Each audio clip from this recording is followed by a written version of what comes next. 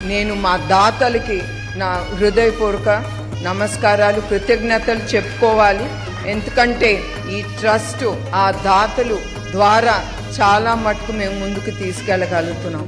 వాళ్ళు లేకపోతే ఇంత పని కూడా మేము చేయలేము.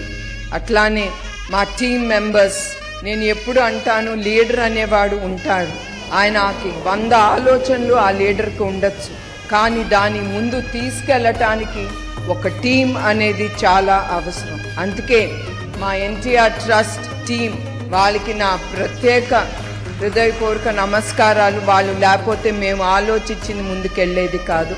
అట్లానే అవసరమైనప్పుడు ఒక్క పిలిపిస్తే చాలు మా ముందుకు వచ్చేవాళ్ళు, రెడీగా ఉండేవాళ్ళు మా ఎన్టీఆర్ ట్రస్ట్ వాలంటీర్స్.